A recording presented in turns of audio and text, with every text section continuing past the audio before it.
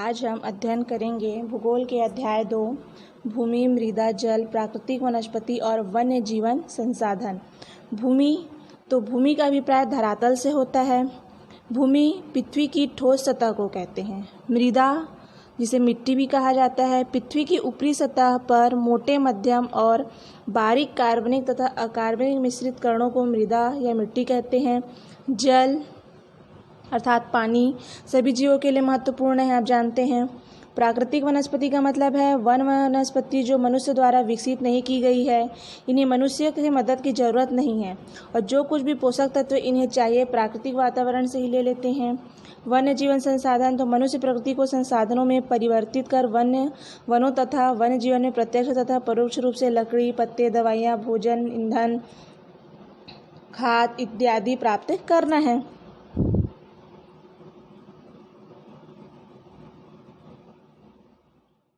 भूमि सभी महत्वपूर्ण प्राकृतिक संसाधनों में भूमि भी शामिल है।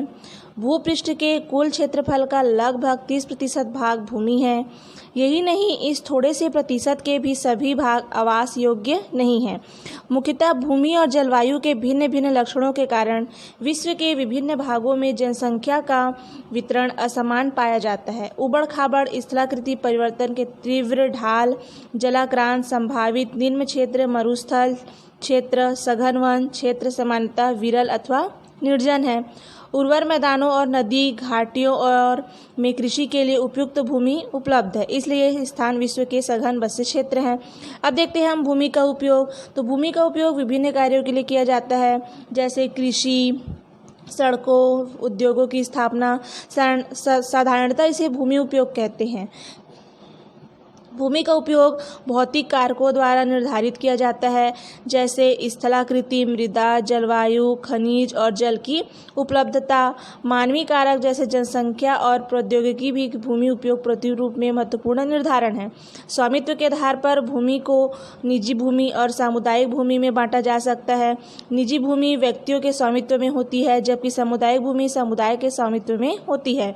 सामान्य रूप से इसका उपयोग समुदाय से संबंधित व्यक्तियों के लिए किया जाता है, जैसे चारा, फलों, नट या औषधीय बूटियों में एकत्रित करना। इन सामुदायिक भूमि को साझा संपत्ति संसाधन भी कहते हैं। जनसंख्या और उनकी मांग सदैव बढ़ती रहती है, लेकिन भूमि की उपलब्धता क्या है, सीमित है। स्थान के अनुसार भूमि की गुणवत्ता में अंतर होता है। लोगों ने सामुदायिक भूमि पर व्यापारिक क्षेत्र बनाने, नगरीय क्षेत्रों में घर बनाने और ग्रामीण क्षेत्रों में कृषि योग्य भूमि का विस्तार करने के लिए अनधिकृत हस्तक्षेप करना शुरू कर दिया है।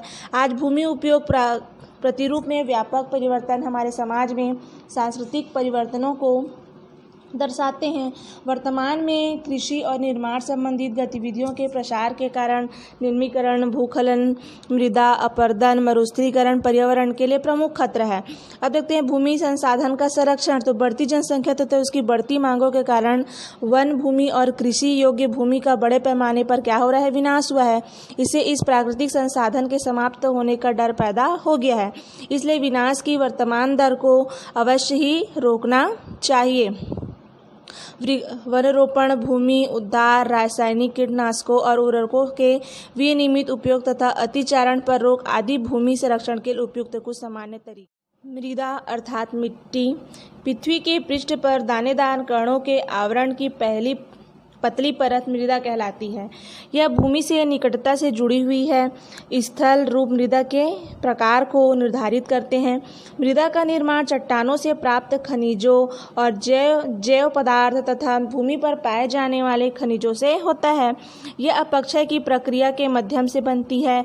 खनिजों तथा जैव पदार्थों का सही मिश्रण मृदा को उपजाऊ बनाता है।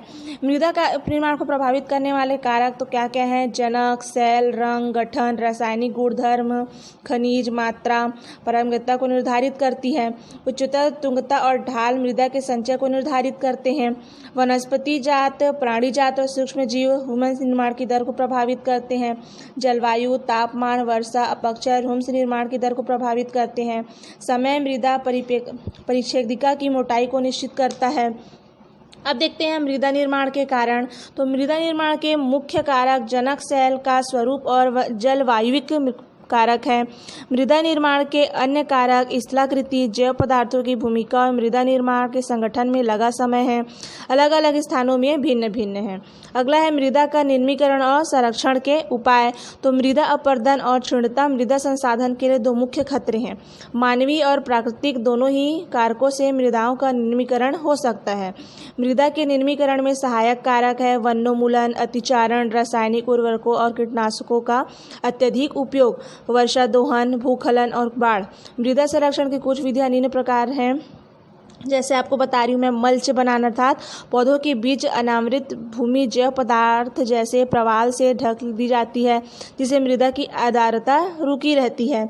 वेदिका फार्म, तो चौड़े समतल सोपान तथा वेदिका तीव्र ढालों पर बनाए जाते हैं ताकि सपाट सतह फसल उगाने के लिए उपलब्ध हो जाए।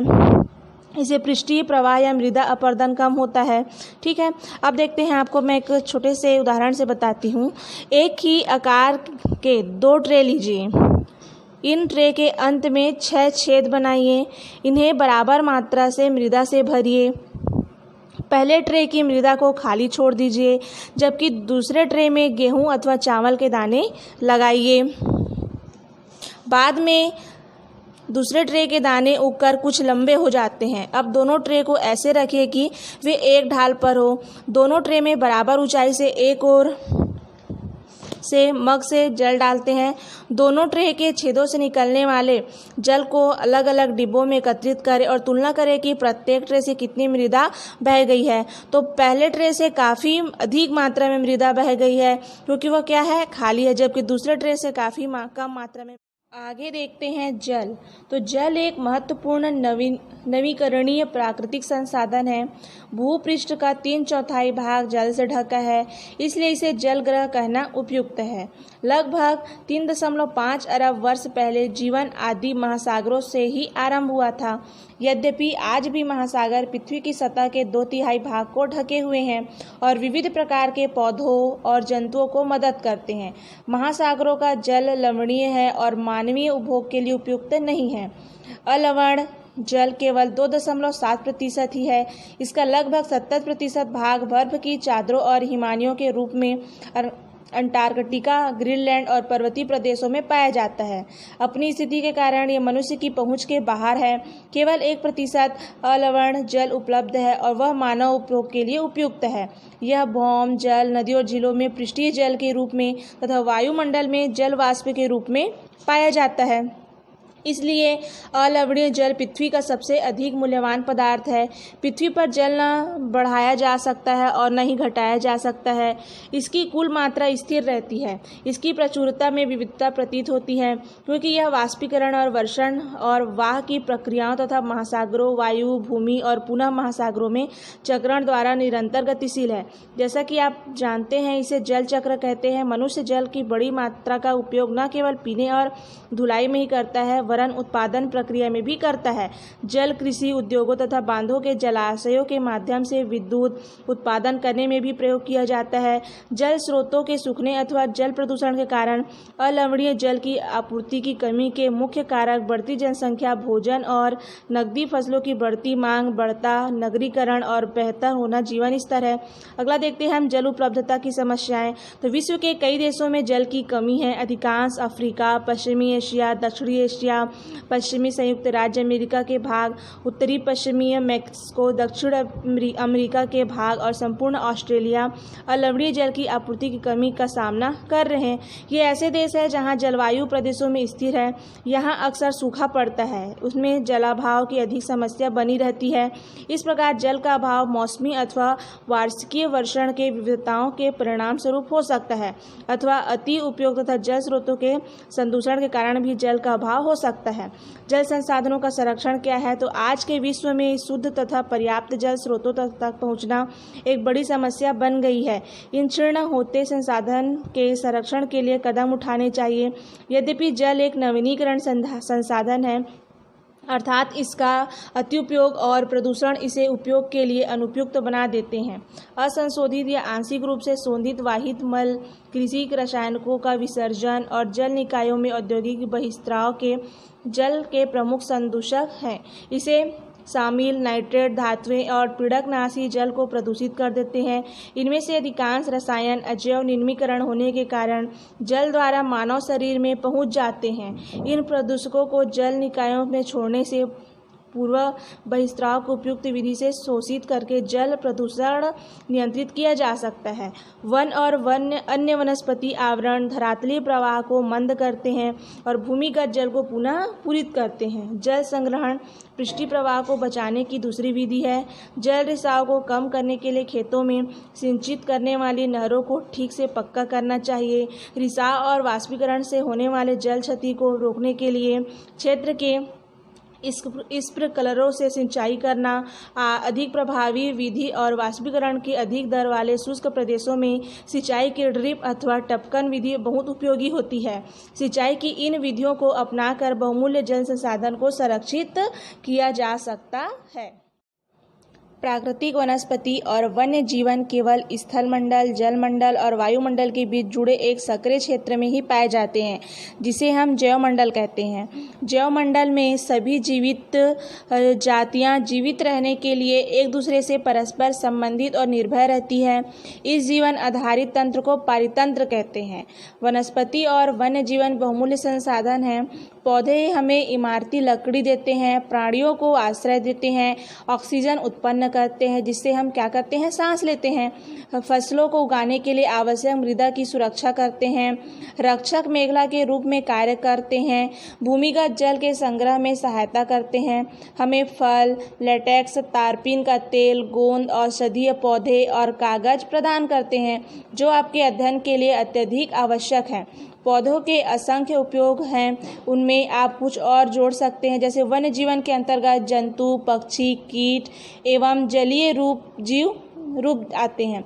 इसमें हमें दूध, मांस, खाल और ऊन प्राप्त होती है। कीट जैसे मधुमक्खी से हमें शहद प्राप्त होते हैं। फूलों के परागकण में मदद करती है और पारितंत्र में अपघटक के रूप में एक महत्वपूर्ण भूमिका निभाती है। चींटियां अपने भोजन के लिए कीटों पर निर्भर है और अपघटकों के रूप में कार्य करती है। गिद्ध मृत जीव जंतुओं को खाने के कारण एक अपमार्जक है और पर्यावरण का एक महत्वपूर्ण शोधक समझा जाता है।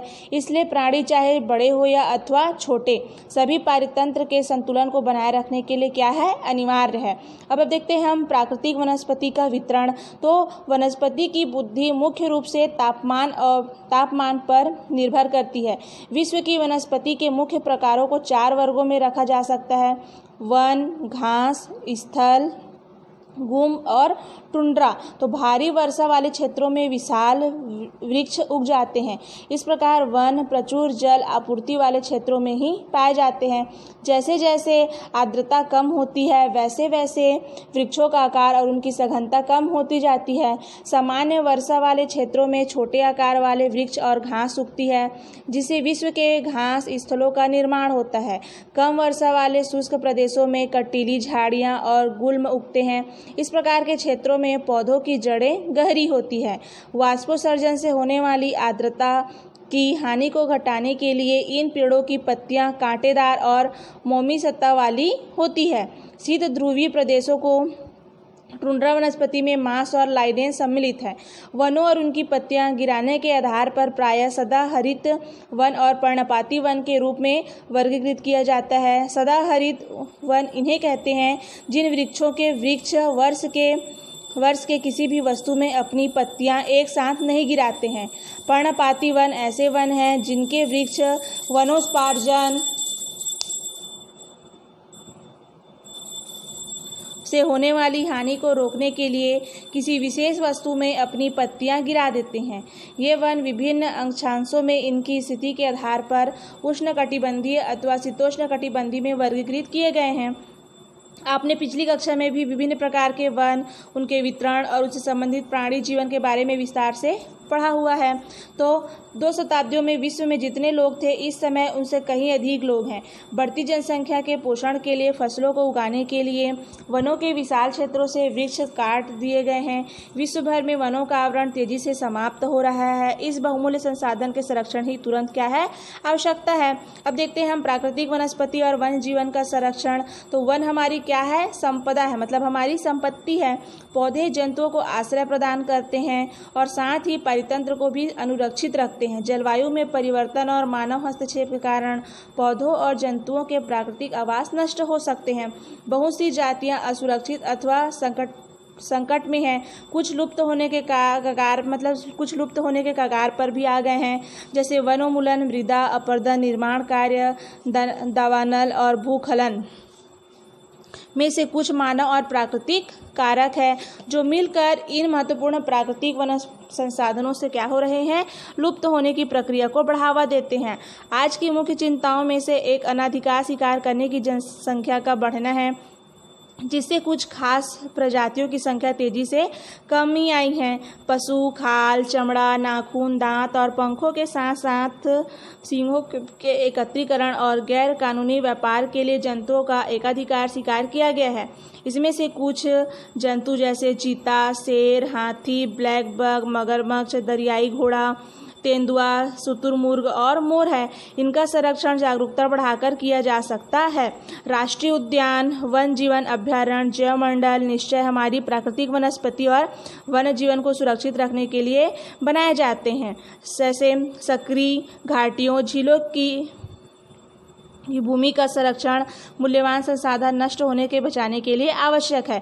यदि प्रजातियों की सापेक्ष संख्या को भंग न किया जाए तो पर्यावरण में संतुलन बनाए रखता है। विश्व के अनेक भागों में मनुष्य ने अपने क्रियाकलापों से अनेक प्रजातियों के प्राकृतिक आवासों में स्थूल उथल पुथल कर दी है। अनेक पक्षियों और वन्य जीवन के अंधाधुंध शिकार के कारण या तो वे लुप्त होते जा रहे हैं या विलुप्त होने के कगार पर हैं। प्रादेशिक और सामुदायिक स्तर पर जागरूकता कार्यक्रम जैसे सामाजिक, वानिकी, वनोत्सव को प्रोत्साहित करना चाहिए। स्कूल के बच्चों को भी पक्षी देखने, प्राकृतिक कैंपों में जाने के लिए प्रोत्साहित करना चाहिए, ताकि वे विविध जातियों के निवास का अवलोकन कर सके। बहुत से देश पक्षियों, पशुओं को मारने और उनके व्यापार करने के विरुद्ध हैं। भारत में शेरों, चीता, हिरणों आदि सारंग मोर को मारना अवैध है। एक अंतर्राष्ट्रीय परिपाटी CITES ऑन इंटरनेशनल ट्रेड और injured species of wild fauna और फ्लोरा की स्थापना की गई है, जिसे प्राणियों और पक्षियों के अनेक जातियों की सूची तैयार की गई है। इस सूची में तैयार किए गए सभी पक्षियों और प्राणियों के व्यापार करने का प्रतिबंध लगाया गया है। पौधों और प्राणियों का संरक्षण प्रत्येक नागरिक का नैतिक क्या है, कर्तव्य है।